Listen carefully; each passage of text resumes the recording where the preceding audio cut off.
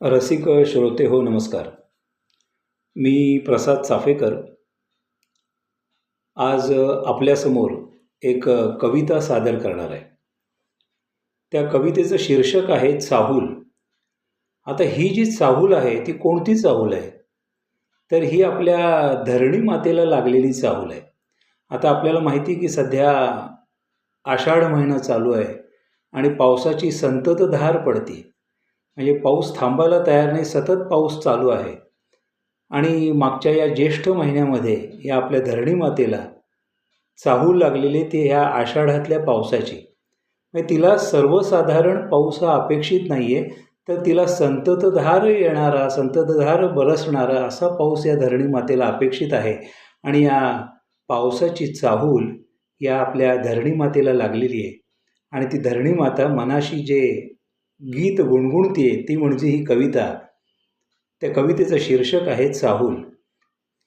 चाहूल मजला लागली त्या आषाढाची, चाहूल मजला लागली त्या आषाढाची, जलधारा त्या वाहून जातील पाठीवरुनी, फुलवून टाकीन ही सृष्टी मी फळाफुलांनी, चाहूल मजला लागली त्या आषाढाची.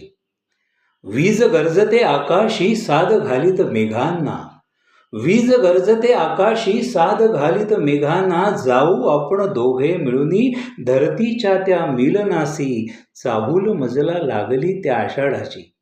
आता ही वीज गरजून साद घालते मेघांना, म्हणजे ढगांना साद घालते. त्यामुळे मेघांना एकदम दाटून आलेले, एकदम आनंदाश्रू त्यांच्या डोळ्यातनं पाझरायला लागले आणि ते आनंदाश्रू म्हणजेच ते पाऊस बरसायला लागला. आनंदाने मेघांना त्या दाटूनी मग आले, वर्षाव अश्रूंचा ते करू लागले धरतीच्या अंगणी, चाहूल मजला लागली त्या आषाढाची. चाहूल मजला लागली त्या आषाढाची. आषाढ जाईल श्रावण येईल, आषाढ जाईल श्रावण येईल, कोकिळा आपुले गान गाईल. आषाढ जाईल श्रावण येईल, कोकिळा आपुले गान गाईल, चंद्र सूर्य ते दर्शन देतील निळ्या नभातून, चाहूल मजला लागली त्या आषाढाची.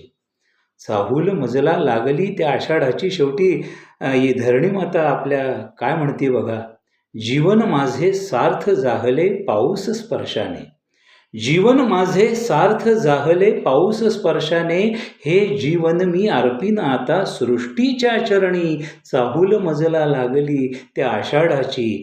चाहूल मजला लागली त्या आषाढाची, जलधारा त्या वाहून जातील पाठीवरुनी, फुलवून टाकीन ही सृष्टी मी फळाफुलांनी, चाहूल मजला लागली त्या आषाढाची. चाहूल मजला लागली त्या आषाढाची. नमस्कार.